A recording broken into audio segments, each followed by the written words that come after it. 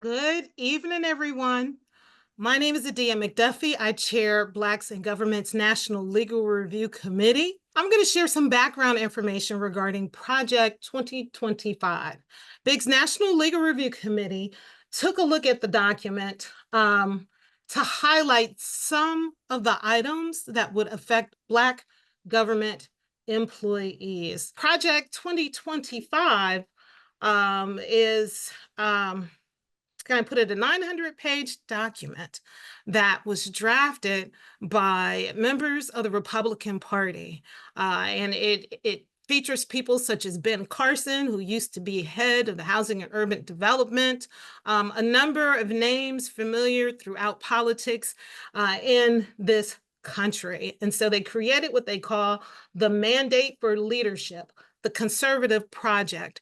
And basically, this document sets forth the Republican policy and how they would like to see it implemented. And the bottom line, the overarching theme throughout this document is that the heads of agencies and all of the sort of appointed, political employees, that they should all execute the vision of the president, that should be their priority, even as against institutional interest. And that's where we are.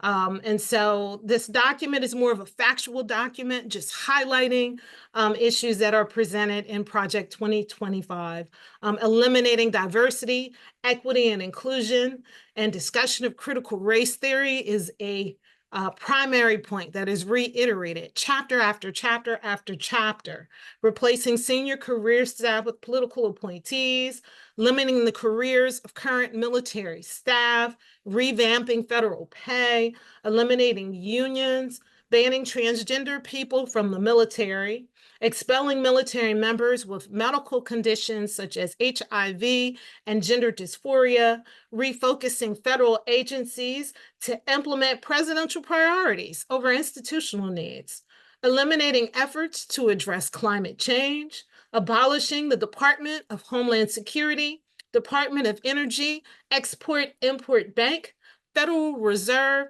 and National Oceanic Atmospheric Administration, right? Even going after the weather.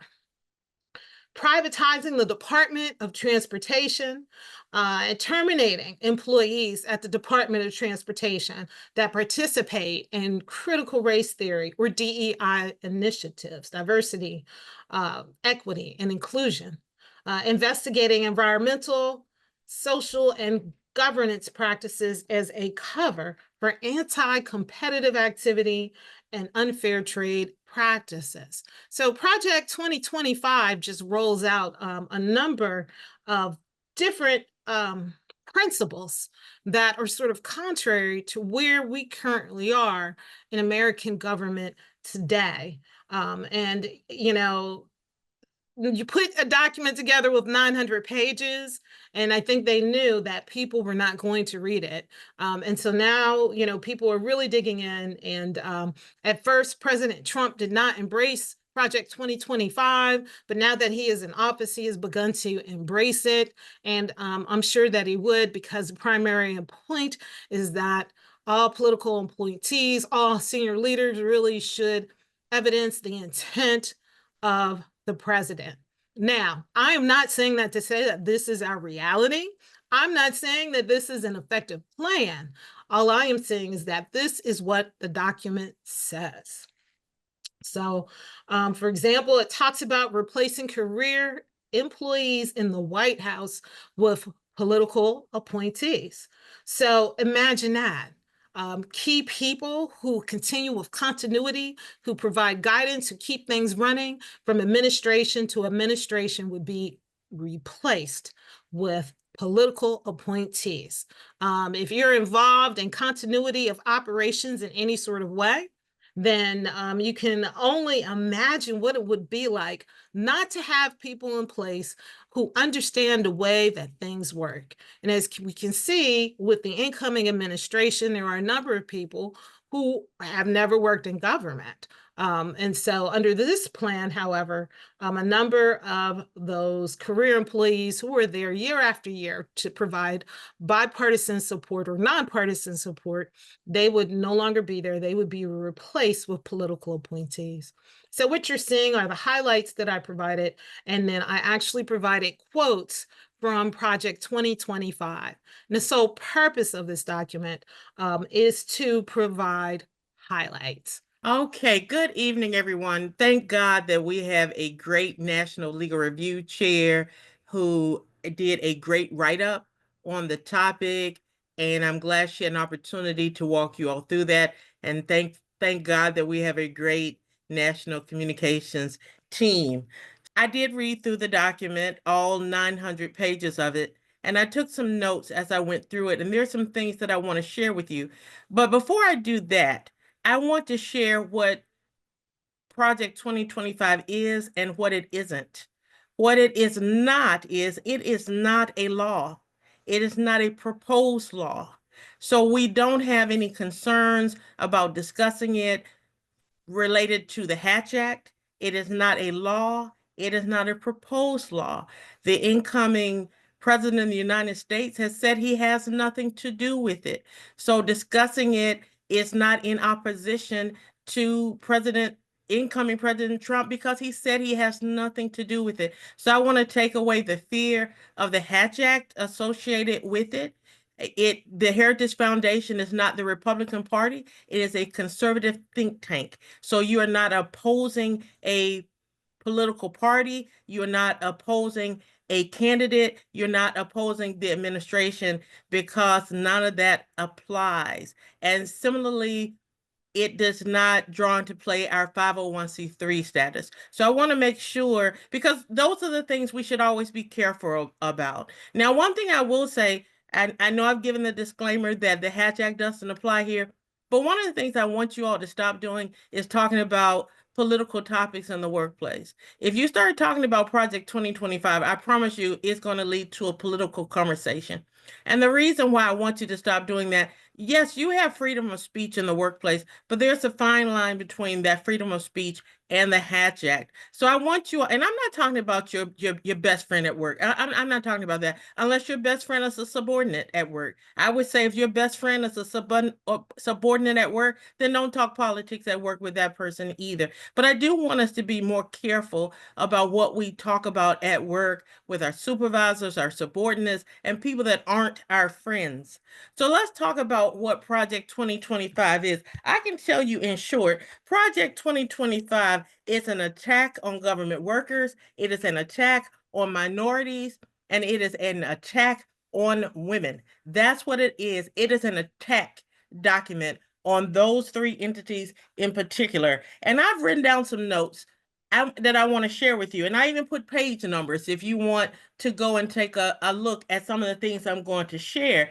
Let's start with, and I know when I came in, our National Legal Review Chair, Adia McDuffie, was sharing with you the agencies that are specifically under attack: EPA, DHS, Education, DOJ, the Pentagon/military, the State Department. All of those agencies are talked about in the foreword of the document. But when you get later in the document, HHS, that document talks about HHS probably more than any other agency.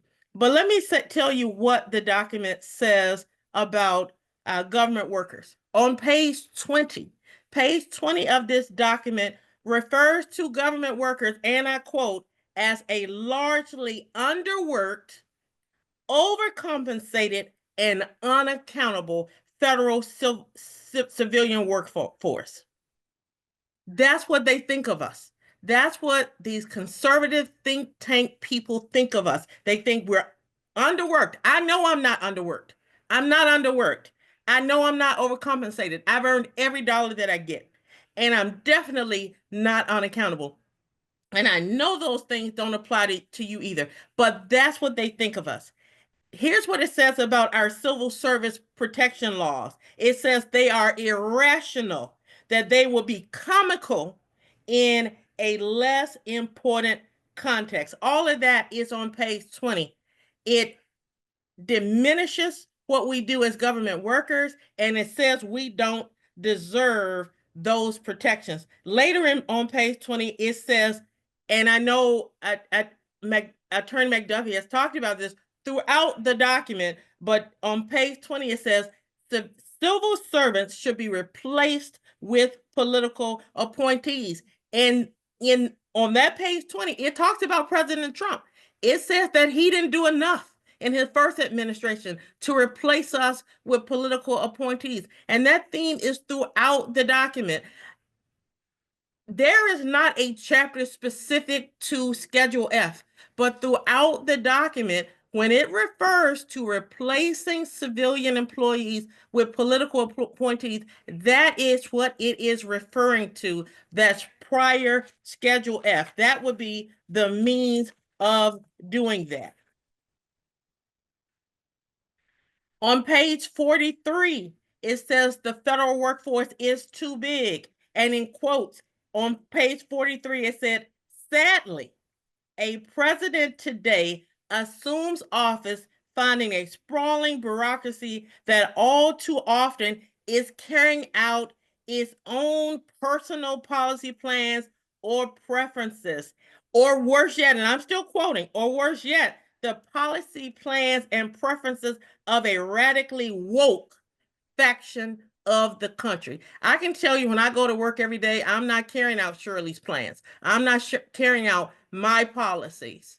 And I don't think you all are, but that's what they think. So they refer to us on page 70 as they refer to the Civil Service Reform Act as insulating civil servants from accountability. Page 72 suggests that civil service exams be reinstated.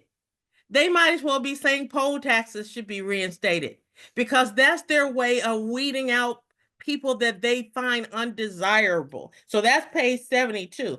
But this is where I really wanted to get to. Page 73 is the point of the document where it deals with poor performers. If you read this document, please go to page 73 and see what they say about poor performers. It says in that section that it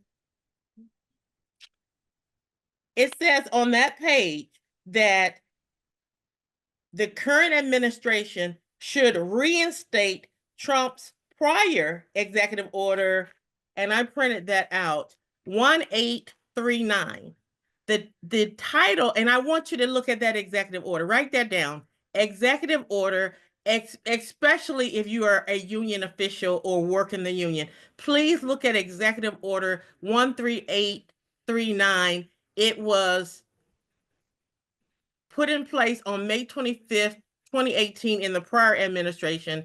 The title is, and you don't have to write this down, just the executive order number, but the title is Promoting Accountability and Streamlining Removal Procedures Consistent with Merit System Principles. That's the title. But this is what they want to do. So this is what, and I can tell you, this executive order went under the radar. I think when the president, the incoming president, was last in office, we were so much concerned with Schedule F, and we were so much concerned with the elimination of DEI sessions that this one kind of slipped under the radar on us. This one is perhaps even more important because it will apply across the board. This one says that supervisors and deciding officials, when disciplining poor performers, should not be required to use progressive discipline.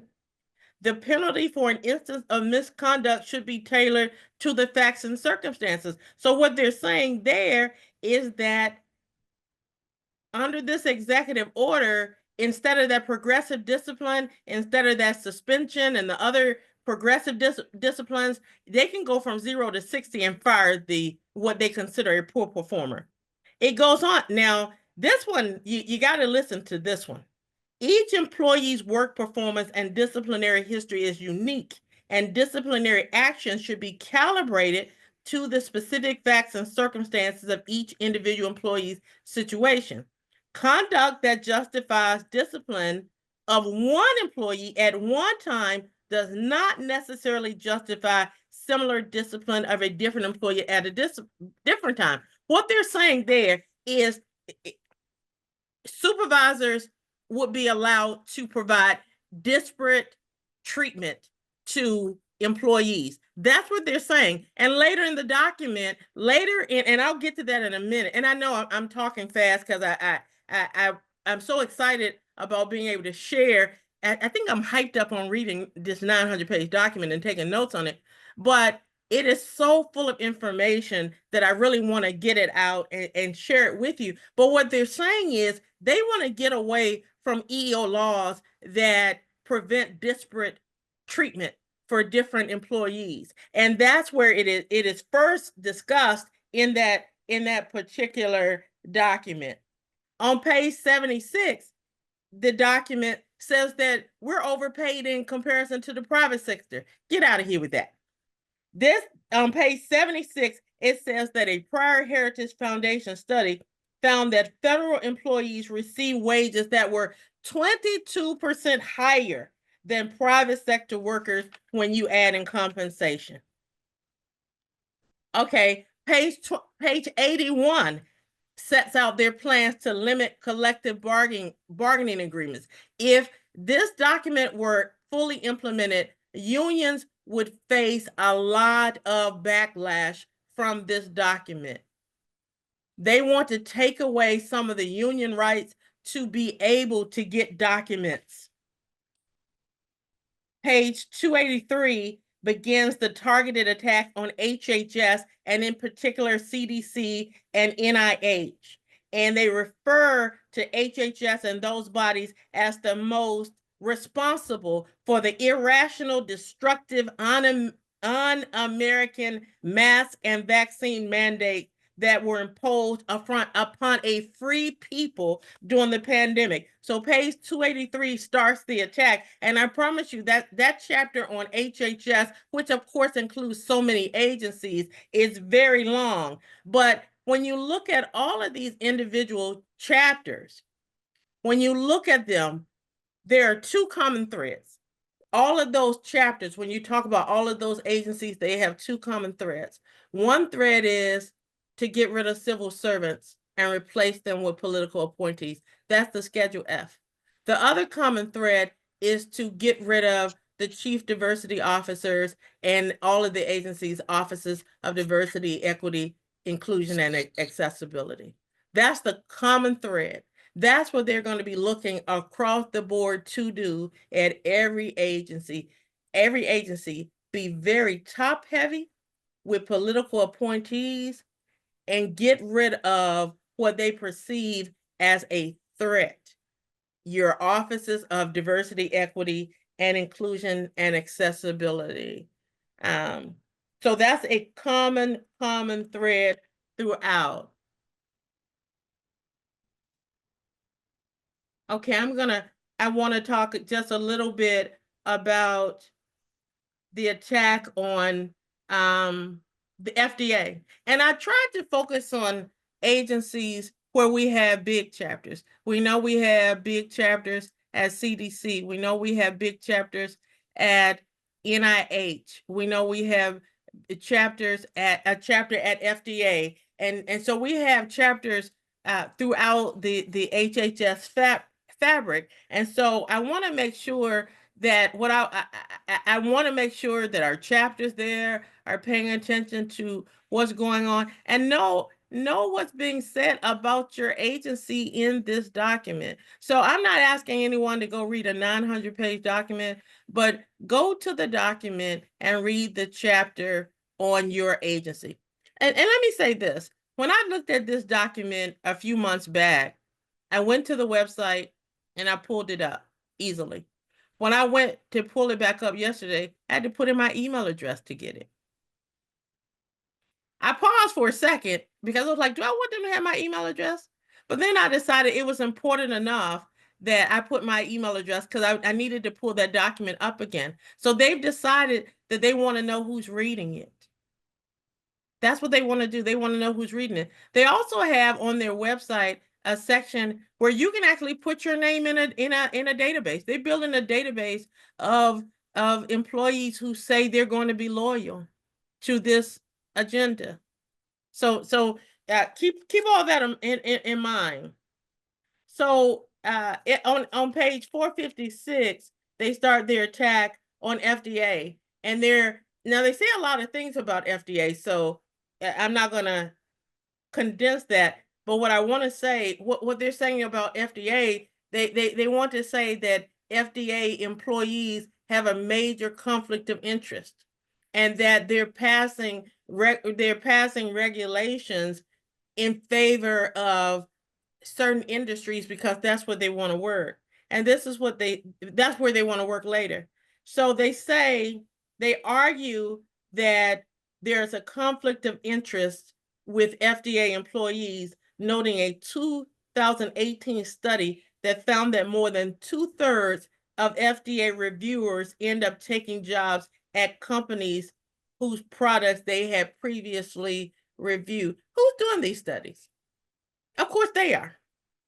They're doing the studies. So their study is just like that thesis that I did when I was in college and law school. I got the answer that I wanted because I made sure I got the answer that I wanted.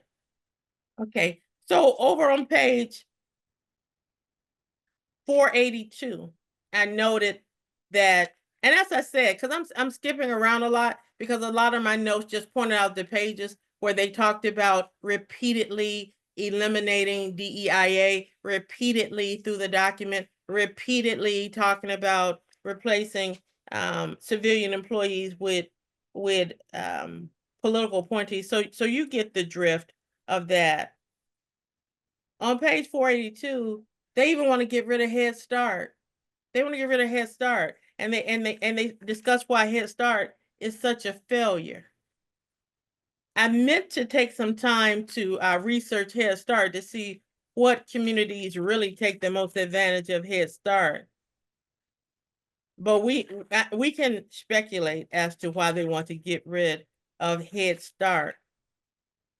So over on page 581, that's where they start the discussion of the Department of Labor and related agencies. But the reason why that's important is because that's where they start discussing what they want to do to Title VII. So page 581, that's where they start discussing what they want to do to Title VII. So on page 582, they say they want to reverse this DEIA revolution. They want to eliminate racial classifications and critical race theory training.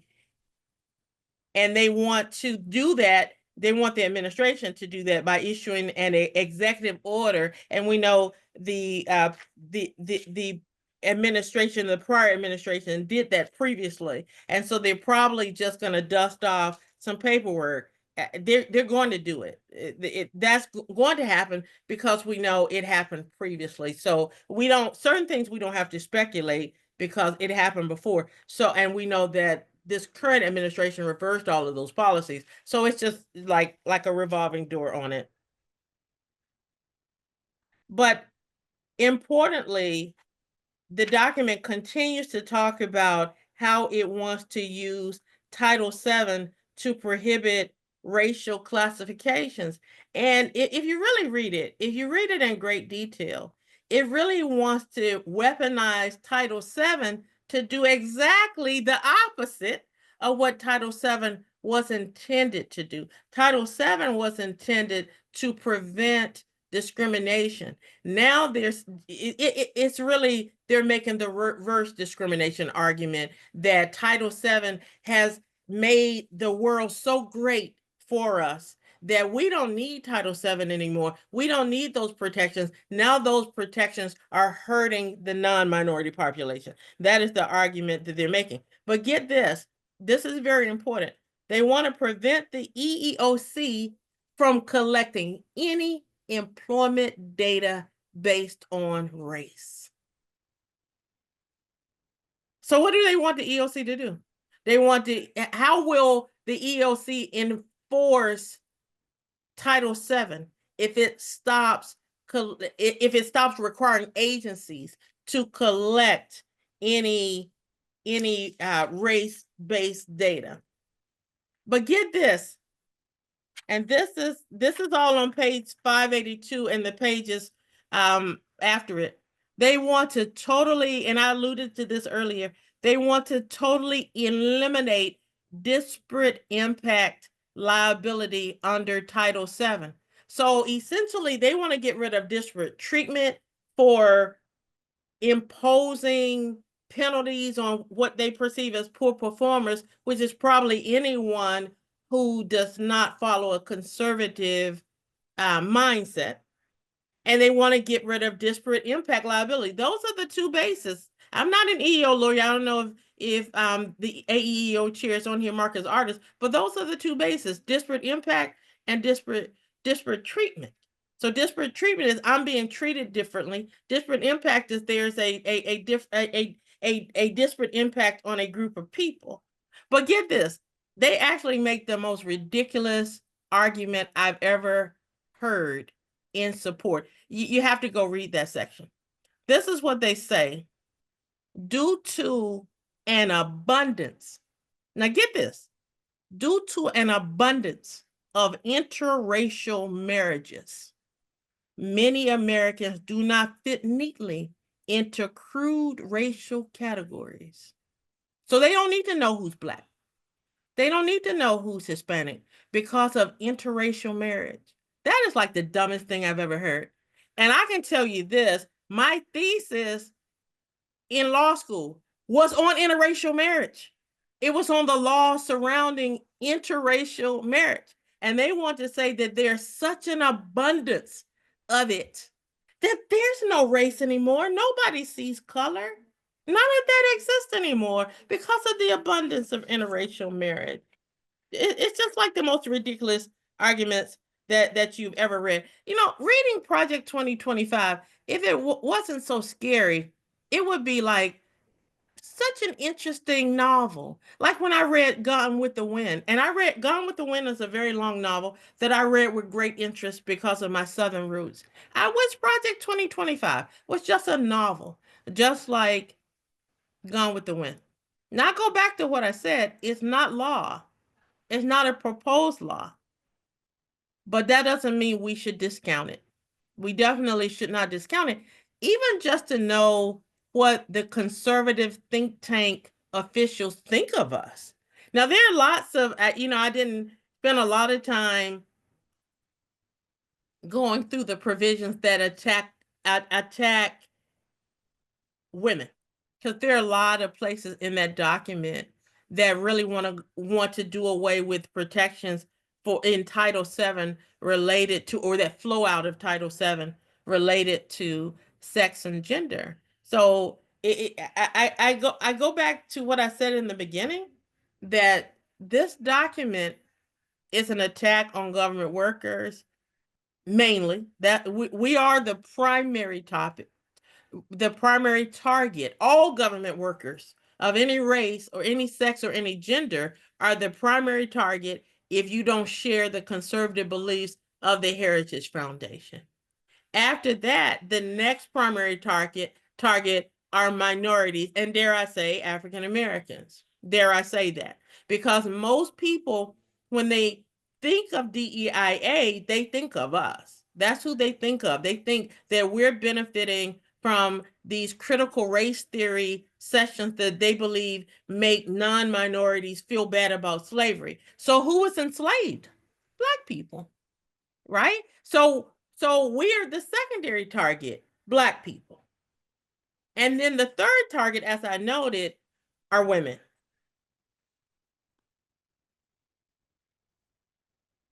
On page 665, they start their attack of the Department of Commerce.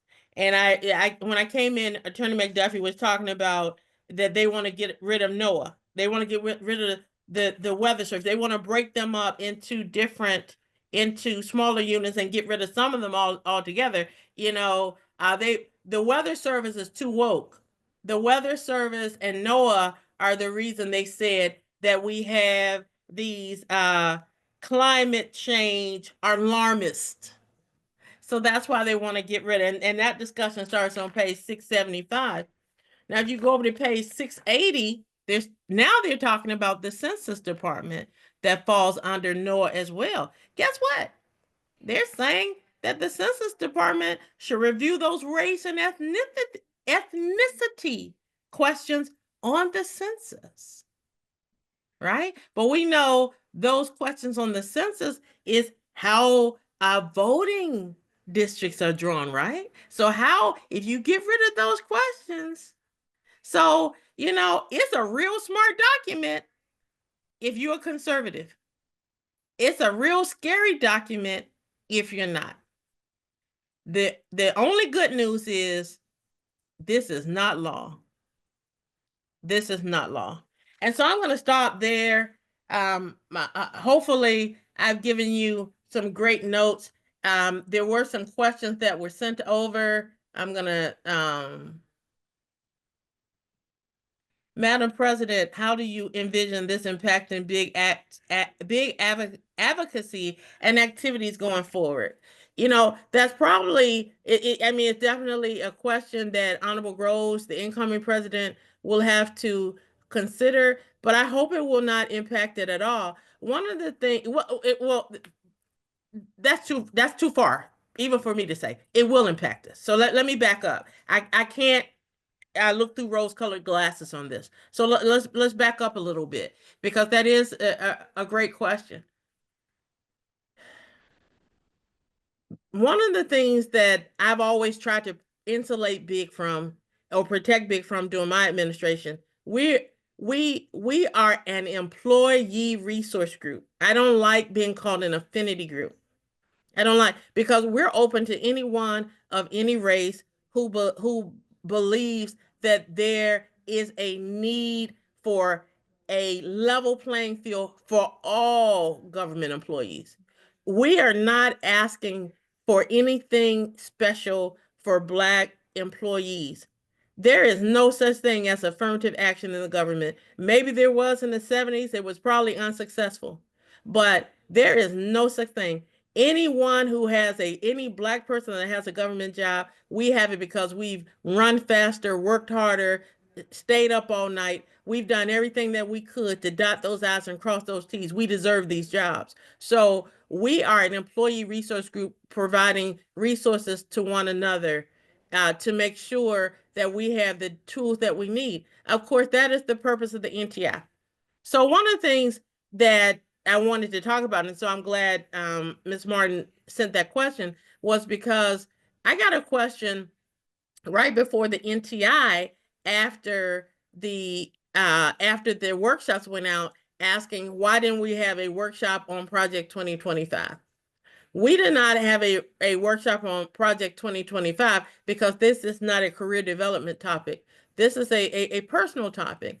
And I've always been a firm believer, and I'm sure there's some that will disagree with me, but I've always been a firm believer that if we want our agencies paying for you to go to the National Training Institute for Career Development Training, then we need to make sure that that's what it looks like. It doesn't look like we're going there to talk just about big. It doesn't look like we're going there to train each other how to take over the government. We want to make sure that it is very clear that this is career development training. So that's why now, I'm not saying that we could not have had any discussions on Project 2025. We could have, as a special enhancement set program, not as one of the workshops. So I do think we have to think about all of this. We have to think about it. Let me say this, and I've only shared this with one or two people, but I'm going to share this with you all tonight because I had a real decision that I had to make on Thursday. So on Thursday, and some of you may think I made the wrong decision, but I think I made the right decision. But on Thursday, when I got back to my room from day one of the DYLA orientation, I had like 4 emails from the scheduler at CNN.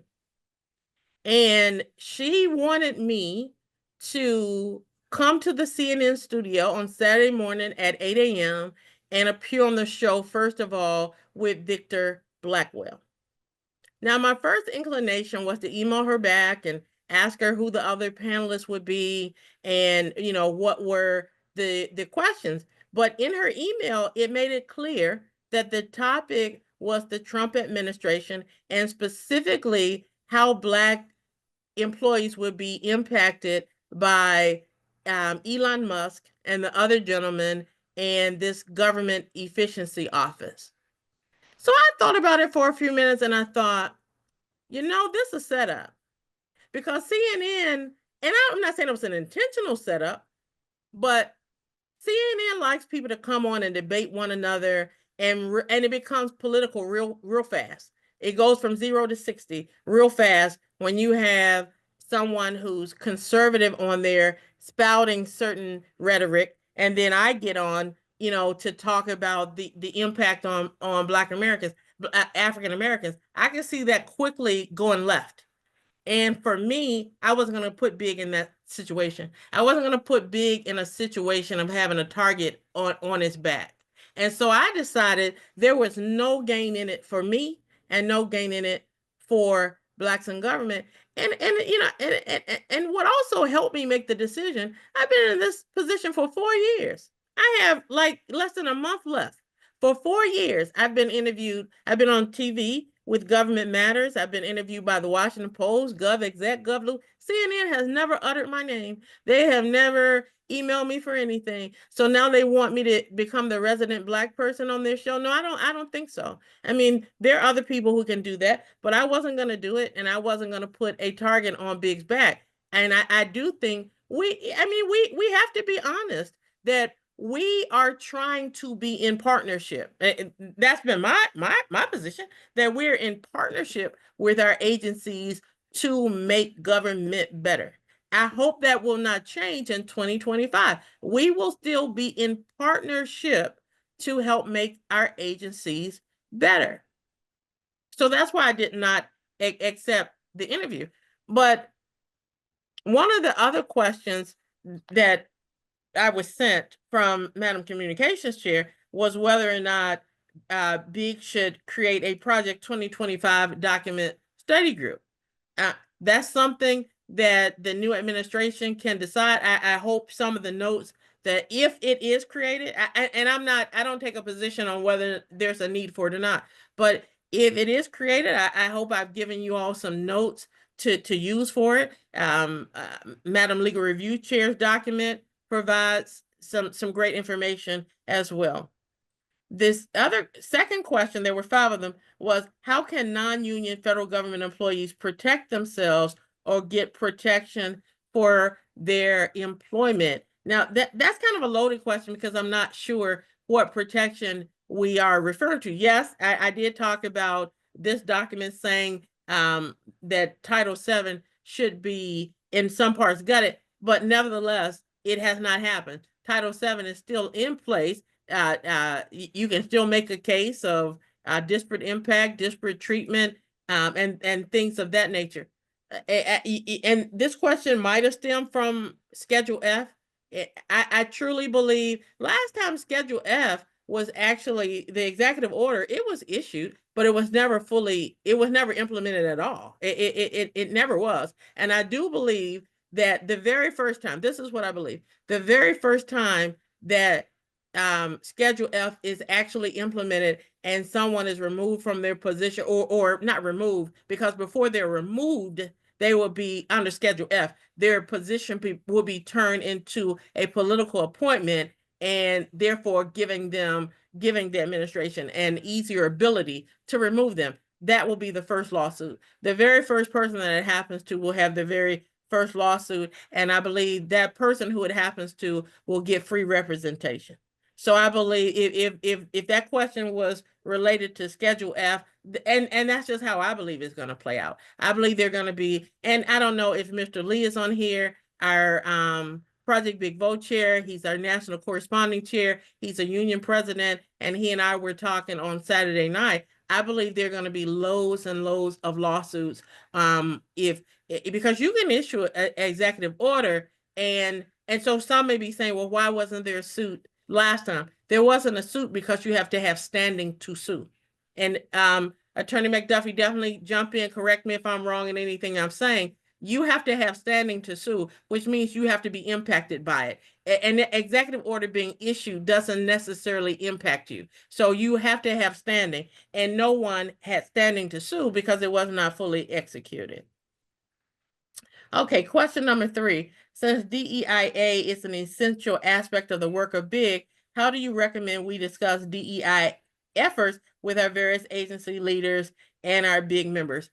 Again, I say we continue doing what we're doing in that regard until something, even the prior administration, that prior order talked about critical race theory. What is that? What is that? I mean, DEIA is not critical race theory. Those are two different things. So one of the things I don't want to, I wanted to make sure that we discuss this because I know Project 2025 was on everybody's mind. I don't want us to run scared. I don't want us to do that. We have to be wise, but I don't want us to run scared. I had someone maybe 2 days after the election to ask me if I was going to retire because of the election. And let me say this, that person got told off. They got told off. And I said to the gentleman, and this was a Black person, and I said to him, "Oh, what, all Black people, we supposed to be running scared? We supposed to be running scared because of an election?" You know, I don't believe that nothing that is said in Project 2025 is talking about me. I am not overcompensated. I'm not underworked, and I'm not unaccountable. So Project 2025, it may think it's talking about me, but it's not. And so until something actually comes in front of me, I'm going to continue to do my job just as I've always done it. That's what I'm going to do. And that's what I encourage you to do until your office tells you that, oh, we can't, they're not having DEIA programs or discussions. Then I say, keep doing what you're doing. Because let me say this, and I said this and I wasn't national president. I took office when President Biden took office. So I was not president when national president when the prior administration was in office. But when that executive order on getting rid of DEIA training was issued, my first response to that was only the agencies who want to get rid of it are going to get rid of it. The agencies, and I'm not telling any agency to get caught in the crosshairs, but the way that executive order was read, the agencies would have room to define what that meant. I know I've never gone to any, I've gone to plenty DEI sessions. I've never been to one where the discussion was centered around making people feel bad about slavery. I've never been to one. Never been to one. Maybe you all have, but I have not. So we have to. I see someone put in the chat. We have to stay the course. That is it. We have to continue to do what we're doing. And please don't start. I don't want you all to think, don't let anyone run you out of your job. Don't let anybody do that. You stand up for yourself. And I don't want you all to ever think that because I'm a senior executive service member that I don't know what I'm talking about. I've gone through everything that you all have gone through. Have I ever filed an EEO complaint? Absolutely, I have, twice. I have. So I don't want you all to think that I've been, one of the good old girls, and that's how I made it up there. But you all don't think that. You all know me way better than that. So I don't even need to say. I don't even know why I said that because you all know me better than that. So let me look at question 4. How do we continue to build on our legacy of empowering the career development of our members? That's what it's all about. I love that question because that's what it's all about. And that's why I have put so much of my energy over the last 4 years into our National Training Institute. I put a lot of, you all know my top 3 things were creating visibility for BIG, and that's why I've run all over the country and did all these interviews. Number 2 was bringing in more corporate sponsorship so that we could put money into these programs. I think I did that successfully. And then most importantly was enhancing that National Training Institute and it was always great. It was someone asked me one time years ago, what do I think BIG does well? I said the National Training Institute and the Delegates Assembly. We do that well. We have a great model for that week of activities.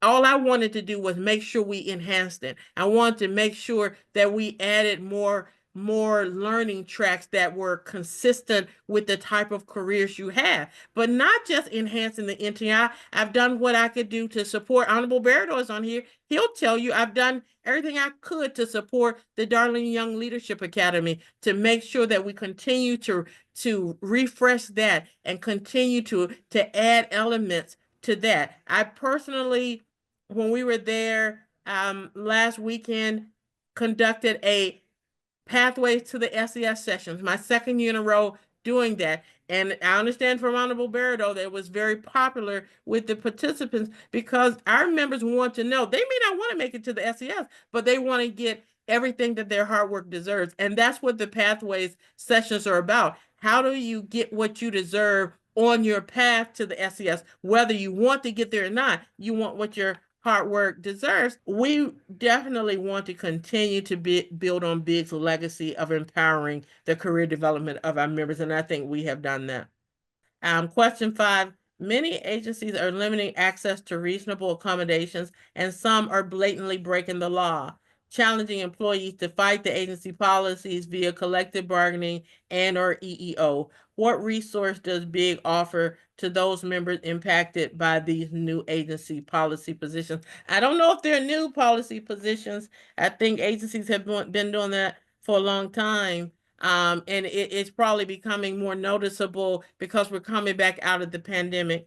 But the resource that BIG has, of course, is our National AEEO committee. We have a great chair and we have a great EO Institute that we do at the National Training Institute. Of course, that doesn't get you information year round, but what we do have are our EEO committee members who are there to support you, not represent you. They're not there to represent you, but we have a lot of knowledge that we can share with one another to make sure that we fight back when agencies, as the person put it, are blatantly breaking the law. To me, this is just my personal opinion. When you believe a position being taken is blatantly breaking the law, there should be no fear in standing up for yourself. I know sometimes we fear. I live in the real world. I know sometimes we have a fear of standing up for ourselves. Even, the 2 times I've filed, even I had to think about, I may seem like a tough cookie, but I'm not crazy though. And so even I had to think about, repercussions. And so we those are things we think about. But when something is blatantly wrong, the fear should almost evaporate, it should almost evaporate because I know it can be difficult to stand up for yourself, but when something is blatantly wrong, you really have to, and it should be a little bit easier. Is there anything we could do to minimize the impact? One of the things that we could do to minimize the impact is stop talking about politics in the workplace. That's the first thing that we need to do as individuals and as big members. Stop talking politics in the workplace. So that's one thing that we could do to minimize the impact. Because the funny thing is I saw someone later on put a bullseye in the chat, and at first I thought it was a target. Yes, but it was really a bullseye. And I think the bullseye was a compliment to what I was saying, but it could also be looked at, that bullseye, as a target. Don't put a target on your back. Don't do that. We already have targets on our back, not because you're a big member, because you're Black. I mean, let's just be honest. Let's just be honest about it. But we can minimize impact by, sometimes I'm just going to be honest. I think we should keep some of our views to ourselves. I see Council President Goodspeed said we have to keep doing our job and be accountable. That's right. Honorable Ms. Martin said, yes, stay the course until told otherwise when we were talking about the DEIA sessions. The Tampa NTI workshops were the best thus far. Thank you, Ms. Harris. That's wonderful. Thanks for acknowledging that some of the good olds look like us. Absolutely. Absolutely. Absolutely. Okay, Tawana Williams, Madam President, what about utilizing other communications to conduct big business? AFGE has encouraged members to use personal email address and AFG funded communications. Absolutely. Madam Communications Chair, she's been saying that forever. We really want you, like when you get the big insider, we really want you to use your personal email address. Now, we really want you to use your personal email address. I would say that. And the reason why AFGE encourages members to use personal email addresses and get communications away from your government agencies, you have, and Attorney McDuffie can correct me if I'm wrong, you have no expectation of privacy on those government devices and that government email. You have no expectation of privacy. Zero, none. None. If they want to go in there and read it, they can. And they have not violated anything. So exactly, Ms. Jones said exactly. All of your work, Ms. Robinson, the SES are at HUD. All your work emails are foilable. That's exactly right. I remember when I first became a senior executive, the general counsel never sent emails. He was going to call me and say, "Come to my office." And then one day, and it went on for a long time because I didn't want it to seem like I was questioning his methods.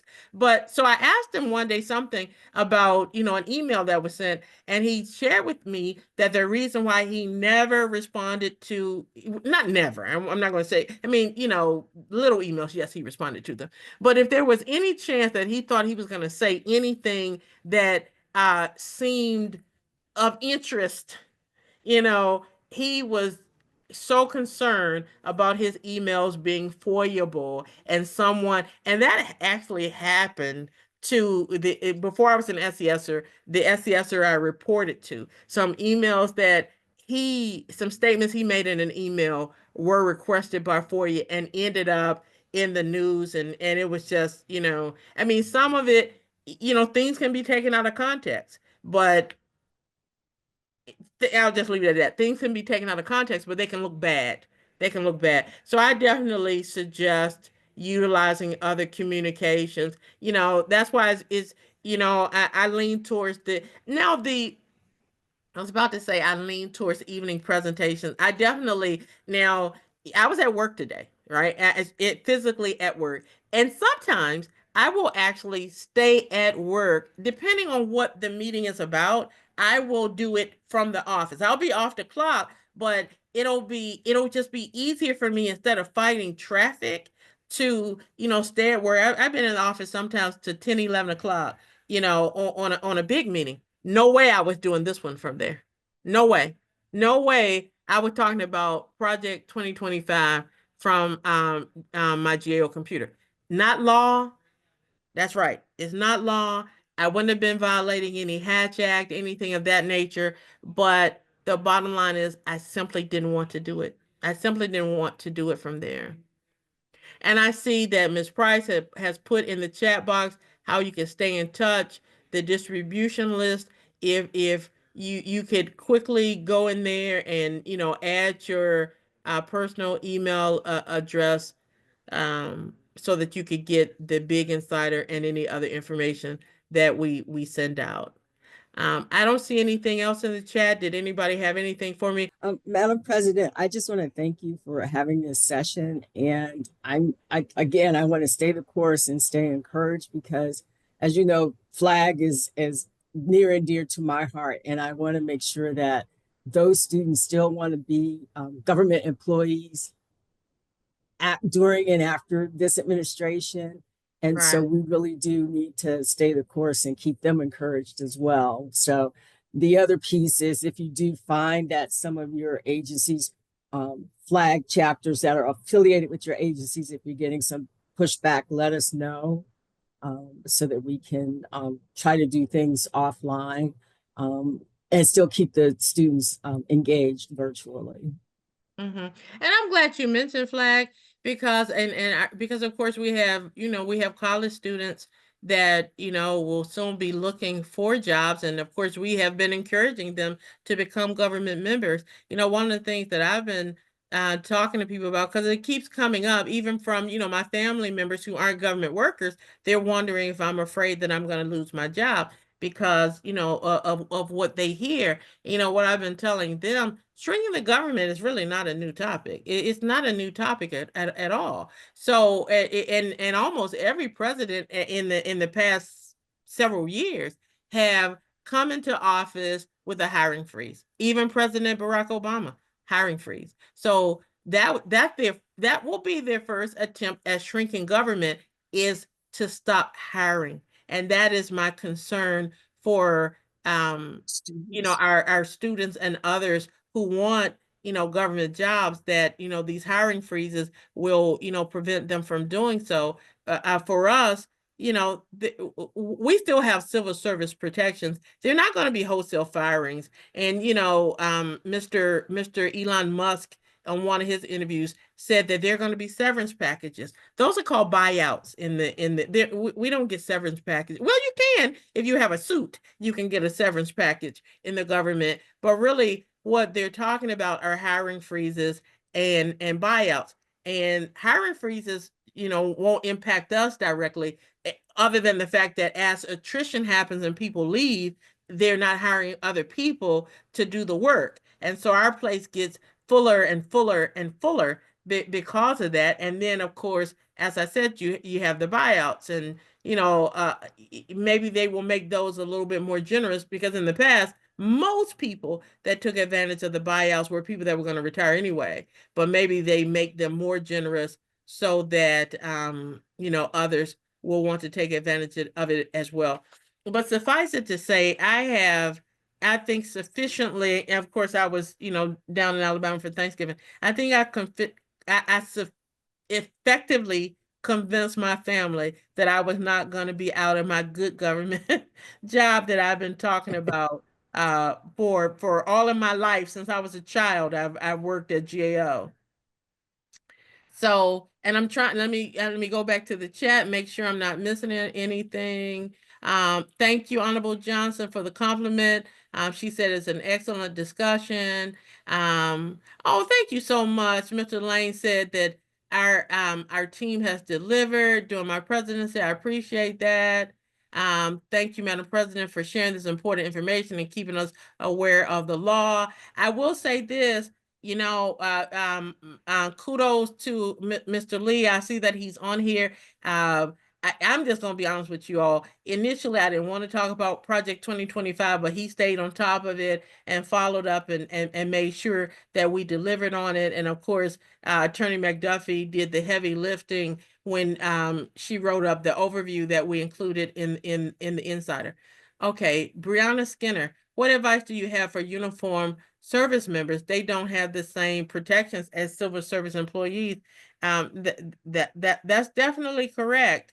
And there is a section, there's a chapter in there on the Pentagon, and they think the Pentagon is woke, and that there are too many protections, especially for women in the military, and too much DEIA going on. So I can't say that that's a topic that I can speak to. I will definitely pass your question on to our MVEP chair, Military Veterans Emphasis Program chair, to see if he has any thoughts on it. If we need to do an article on military protections, maybe we need to do an article on that. Let's see. I think I'm catching everything. How can we as government employees increase our chances of agencies sending us to the NTI given the climate? Is there anything you can publish to send our management approval officials? One of the things that I did throughout my administration was to send letters, to the agency heads, talking about the benefits of the NTI as career development opportunities. The letter that I sent, I think it was this year, specifically compared what Big does to management concepts and similar graduate school and others. That's how we increase our chances of going, making sure that we're talking about the NTI as career development and not as an affinity conference. We are not. I remember I was on a meeting with VBA, and they were they were going to do a session for MVEP, and one of the gentlemen referred to it as an affinity conference. I actually cut him off. I rarely cut anybody off when they're speaking. I cut him off, and I was very adamant in explaining to him what the NTI is, and that it's not an affinity. An affinity conference means that it's a like-minded group. So we are a like-minded group, but an affinity conference means that they're going there to talk about the issues that like-minded group has. That's not what the NTI is. So we have to make sure that we're talking about the NTI as a career development training opportunity. I know from talking to President-elect Honorable Groves that he plans to have his team to get things out very early, the workshop list, everything. He plans to do everything really early so that you have that at your disposal so that you can very early on start making your requests to go to the National Training Institute. And we have to make sure that when we're talking about the NTI, when we come back, we got to make sure that we're doing these after action reports. We got to make sure that we're talking about what we learned. Please, I need for us to stop going into the workplace talking about how fun the city was. I don't care what conference anybody goes to. I don't care. There's always an element of vacation because the training does not start at 7 a.m. and end at 11 p.m. So any city you go to, you're going to have dinner in the city. You're going to do nice things in the evening. We have nice programs in the evening. I just don't want you to talk about them when you get back. I want you can talk about the special emphasis programs, like, for example, the Honorable Johnson's John Lewis Legislative Luncheon. Talk about that all day. The state and local breakfast. Talk about that all day. But I don't want you to talk about, how great the city is. Talk about the things that you did that enhance your career as a government employee. We can control the narrative. That's how we control the narrative, by making sure we talk about the benefits of the National Training Institute to your career and the mission of your agency. So we control the narrative, and so that's how we impact the climate and increase our chances of agencies sending us to the NTI. And I will say, and I think I alluded to it earlier when I said I declined that interview, the first thing that came to my mind was, if I go on this show and get into some kind of unnecessary debate with someone, I don't want agency officials talking about, ooh, maybe we shouldn't send them to the National Training Institute. I think you all know, you all love big just like I do. So I'm not saying that I love big any more than you do. I would never, as national president, want to do anything that negatively impacted big. And so that's why I didn't do that interview. You all know I like to talk. So it was tempting. But I have to make sure that I'm doing what's in the best interest of Blacks in government. Katrina Dean said that big is on the list of affinity conferences with the Secretary of VA. I don't like that they're on those lists. But we have to pick what battle, because I know there are other agencies that have them on that list. Do you suggest we submit a suggestion to our agencies to change to employee resource group? I think you have to think about what is the climate at your agency, and you have to think about how does it benefit you to be an employee? You have to think about what benefits your big chapter, and you know that better than I do. You know that better than I do. Karen Johnson, can I get that letter to share with my COS? Reach out to me and I will, reach out to me and I will send you the letter that I sent out previously. Maybe have AAR writing session on last day of NTI. Okay. We can definitely pass that on as a suggestion to, I think the deputy NTI chair is on, and so she could pass that on as well. Okay, so Madam Communications Chair told me that I need to wrap things up, but Katrina says, I see Big has partnered with NAACP. What do we do what do we plan to do in partnership? And that is something that Honorable Groves and I will be talking further about. Honorable Groves, are you there? Did you want to take a second? Not a second. You deserve more than a second, sir. Are you there if you want to come off mute? Madam President, great presentation as always. I just want to reiterate to everyone, one thing that you said, we just need to stay the course. Nothing to be nervous about. This is not the first time we had to deal with this administration. But I will share with everyone, I have already started a conversation with Attorney McDuffie, Mr. Lee, plan on getting some HR involved, and we will have several sessions involved. And I want to make sure we do a combination of our labor partners, our legal partners, and our HR partners, and making sure we're giving you the best information we can provide to the members of Blacks in Government. Thank you, ma'am. And thank you, sir. And thank you all for coming on for this important topic. I actually have my gavel out. So we are adjourned from this very important meeting, and thank you all for attending. Good night, everybody.